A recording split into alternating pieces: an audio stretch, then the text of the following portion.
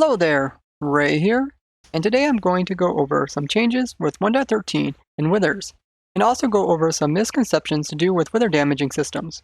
If you guys remember from our snapshot review videos, withers were broken in quite a few snapshots in the 1.13. In those versions, the withers were pretty much ignoring nearby blocks and allowing their wither skulls to travel outwards before colliding with anything. And during our Twitch streams, we went ahead and came up with some extensive bedrock cages to try to contain the withers at that time, which consist of bedrock all around the edges, even over here where these torches were. We had to put bedrock above it, and even underneath because the skulls were able to go through all of this. The main problem we had is that the skulls would go directly from underneath and be able to destroy this fence here, so we had to put bedrock there as well. Then we had to make sure that the wither was targeting something so that he was flying upwards and he wouldn't fall downwards and suffocate inside of the bedrock. Now, the good thing about this is that all those extensive testing wasn't really needed because later on during the snapshot they had fixed this bug. If you guys have been following our snapshot review videos, you'll know about this, which is really nice because you can see the wither in 1.13 here is staying inside of his cage very nicely, and you can see we can come in and even hold them with a single block above. All his wither skulls are being contained inside the bedrock here, and they're not even able to destroy these torches which are along the side. The wither is still able to destroy blocks that are inside of its block breaking ability area, so that's nice, as well as anything above like normal. And the skulls can do damage if you're standing too close. Like if I would stand here and I would be into survival, you can see that the skulls can do some damage to me. So that's all pretty typical of 1.12. And during that stream, we discovered a new mechanic that is unique to only 1.13 withers. That is, they are unable to destroy liquids. So I placed some water here. You can see the water is inside of the area where the wither can do his block breaking ability and should be able to destroy the source as well as any flowing water that comes out of it. Although it looks like the wither is destroying it, you can see particles like the blocks are breaking. He's unable to actually destroy any of it, therefore it just stays there. And this also works with lava. So we placed down a lava source here. You can see that he is just trying to destroy it, but as you can see it is flowing over and it is continuing to flow despite him looking like he is destroying the source. So it does put off particles just as the water did before, but he's unable to break it. Now this is prevalent in 1.13 as well as in version 1.13.1. Now is this new mechanic more helpful or more harmful? Well, first I'm going to go over the benefits of this new mechanic. So this new mechanic can be helpful in situations where you want to have water flowing underneath of the wither, moving the items that he destroys over off to the side without having to replenish it very quickly. So in a case like this, you see the water is able to stay in there even though we have the source in there as well. And then if you would have like a cobble generator in here, then the blocks could break off and fall into the water stream and be moved along very easily. Or if you have like your log farm, same thing could occur. This same type of setup can also be applied to above the wither, in which case you can also have extra blocks being placed in here and destroyed, and you can easily pick them up. Another use for the wither's inability to break liquids is to make some cobble generators directly inside of the wither. Here I made a really crude one, just having some lava on one side and some flowing water on the other side. As you see, when the lava comes over and touches the water, it creates a cobblestone here. And then when the cobblestone regenerates, it kind of pushes the blocks either side. Some gets destroyed. As you can see, we do get some cobblestone to get pushed over here into the water and get pushed out to the end. You could also use this cobble generator to damage a wither, although it would slowly cause him to die. Here you can see I have the same setup, except the cobblestone generates directly inside of his head, which suffocates him, and then it sits in there long enough that it actually causes enough damage to him so that he's not able to regenerate. So I guess if you wanted to, you can even kill a wither using this. Now the wither breaking the water isn't actually causing any updates to it. I can prove that. So if I would break this block here, you see the water finds this opening, but if I would close this off, the water is unable to find this opening, even if I would break this one, and the water here gets updated with the wither. Not really getting updated because otherwise the water would flow over here. So something like an update would be if you would place in a block over top of this water. You can see now that it found this hole. So it just looks like a visual thing with the particles. You can even see something like an observer that is checking out the area behind it is not able to put off a pulse. So you may be wondering, how does this act with waterlogged blocks? So here we got a source of water, and if I put down a sign, you can see as soon as the wither does his block breaking ability, he is able to destroy any of the blocks that are inside of the water. So it destroys the block, but doesn't destroy the water itself. Now this next one can either be a pro or a con. Now when the wither is completely surrounded in liquids such as like in an ocean, and he takes damage, So if I just hit him, you can see he tries to break all the water, but he actually doesn't break it.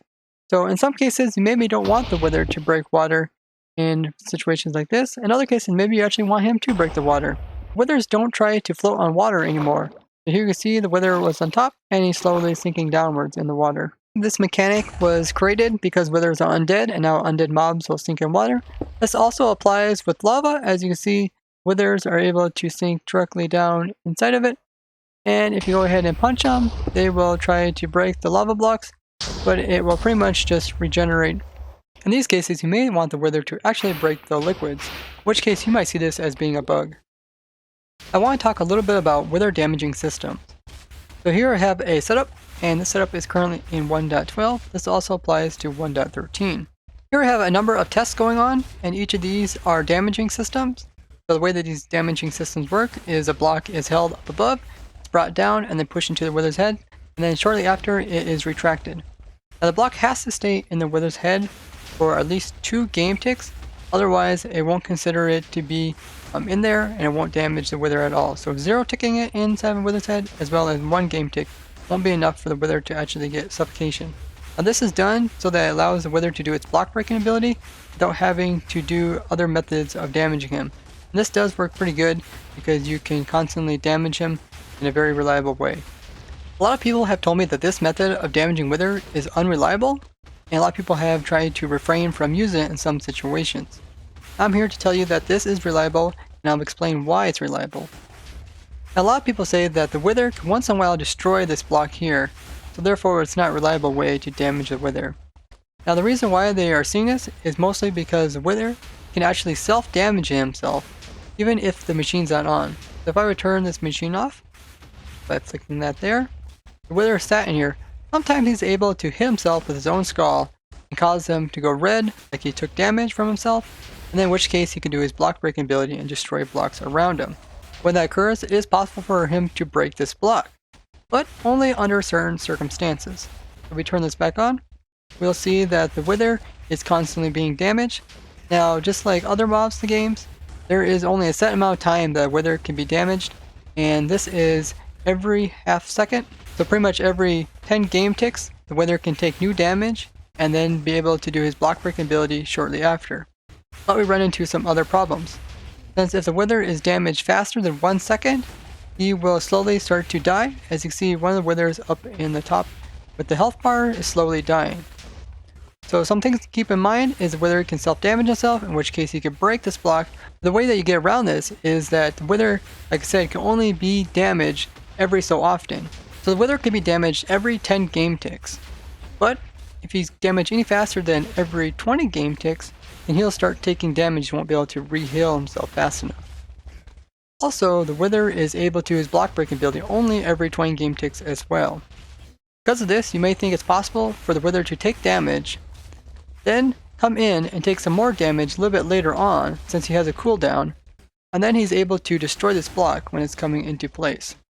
Now this is actually the case for this clock here, which is 22 game ticks, and I can prove it if we just spam snowballs at him.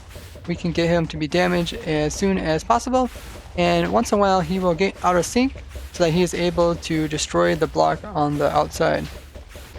There you see he was able to destroy the block and even the piston. This is a 22 game clock. A 24 game clock can also break because the wither can get damaged and then his cooldown can go up, then he can get damage from something else other than the snowball. Like there you just see he self-damaged himself by hitting himself with a skull. That could occur, in which case he could come out of sync of the damaging system and he could break it. Now this far one on the end here is a 20 game tick clock, and this is just set up by using some repeaters and a comparator clock going into observer, which is pulsing, and then we got a 3 redstone tick, 1 redstone tick, and 2 redstone tick on the repeaters. That allows it so that we can get the piston to put the block in and take it back out. And with this one, he is unable to break the block because it's exactly 20 game ticks. So what happens is he gets damaged, and then there is the cooldown for 10 more game ticks. When that cooldown comes up again so he can self-damage himself, possibly, it's too late. He's already getting damaged again by this block. Now with this system, it's important to constantly keep him damaged. And because of this, if he's always being damaged, it's impossible for him to self-damage because he's always being damaged by something else. And he doesn't have the cooldown to allow him to get self-damage at any other time other than when the system damaged him. So I can prove that this is stable. I can come in here and spam snowballs all day. And I also ran this pretty much on tick warp for 24 hours, and I was unable to get the wither to break the block over it. So 20 game ticks seems to be the ideal clock to use. Now having the wither damage all the time isn't feasible, because you may unload these chunks or you may log off, in which case it is possible for the wither to destroy this block, because weird stuff to do with unloading and the way that pistons act when players unload. Because of this, it's probably a good thing to go ahead and turn off the clock if you don't want to break that block. And if when you want to start back up, there is a chance of him breaking the block. So you can do like we did in Smokey's Obsidian Obliterator machine, in which case we come in and use a damaging system such as an arrow that first gets shot at him, in which case every time afterwards we can come in with a block and then damage him. And that is a nice way to allow it so that you know every time you start up it's 100% reliable. And if you want to check out that, you can look at the link down in the description. Otherwise, you can take that very extremely small chance that the block won't get broke when you first put it in, and then every time afterwards, it should be 100% consistent. Now this system over here is a 19 game tick clock, and a lot of people wonder why not using a 19 game clock. Well, it's because the wither will take damage. So the way this clock is, I just got this system here, which makes a 19 game ticks, and then I just have some commands that are pushing the blocks into him and removing it, simulating the same thing as a piston would, because a piston doesn't synchronize very well in this situation. But you can see that this wither here is one that's having the low amount of hearts, and he is actually slowly dying because of this, so he's not able to sustain this system. And in all these cases here, I have withers looking at a main target, which is a chicken that is hidden behind this. As you can see, these guys are all pointing towards this chicken, and yeah, if they pretty much see the chicken, they'll try to shoot it. It's important to have a main head target for wither cages, otherwise the withers can start targeting other things around them, such as if a player is nearby or something else, and there is a chance if he has a line of sight, he can go ahead and shoot towards a player and destroy the block that is above him using a blue wither skull. If you want to learn more about this, I did a video a couple years ago explaining how this is possible, and I highly recommend that if you are new to wither cages to watch that. So the way that I'm able to know exactly how long each of these clocks are is by using a mod by one of the ProtoTech members. It is an extremely useful mod called the Redstone Multimeter Mod, and this allows you to see exactly how long stuff is turning on and off. So if I press the keybind M, it's going to put up a meter at the top of the screen, and you can see it's showing quite a bit of different things going on there. It's an extremely useful mod. If you ever want to know stuff about how you can get precise timings in Redstone, and pretty much anything you need to know about Redstone and what's going on, I highly recommend downloading this mod, and making a copy of your world and running it, and seeing what you can learn from it. And it allows you to learn a lot about what's going on with Redstone. But if you want to know more about it, I will link it down in the description. Like I said, pretty much you want to learn anything about what's going on with Redstone, this is the mod to be using. Now pretty much what I did here is just put a marker down, and every time false comes through here, you can see in the top, and I can pause the top as well. And this shows pretty much how much delay there is. So there is 18 game ticks of delay, then there is 1 game tick of it turning on, and 1 game tick of it turning off. And in total, if you count all these ticks up in between, there'd be 19 of them. And I think the redstone here might be on for 2 game ticks, and that's why you see these 2 little markers here. Pretty much that's what's showing. It's showing it's turning on and then it's turning off. And if you really want to, you can even move side to side by using some other keybinds.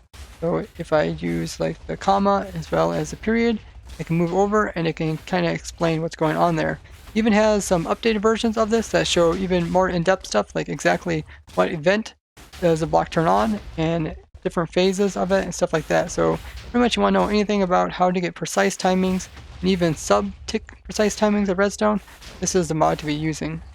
Now it's even a little bit easier to see in a system like this where the clock is on half the time and off half the time. So if I put a new meter right here, you can see it's turned on for 20 game ticks and then turned off for 20 game ticks. So it's pretty easy to see there. You don't have to actually try to figure out exactly when it's turning on and off.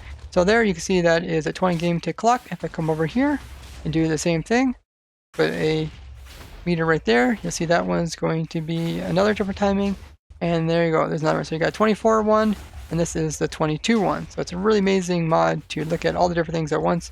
You can pause it, move around, and see exactly when things start up. And you can even do this to like pistons and see what's going on with them, or like a repeater. Pretty much anything that Redstone goes by, you can check out what's going on with it. New wither block breaking abilities, as well as consistent wither damaging system. So if you found this interesting, show me the like and share this with others. If you'd like to see more crazy inventions like this, subscribe and check out all the other videos I have made already. And if you guys have any questions or comments, tell me down in the comments. Bye bye.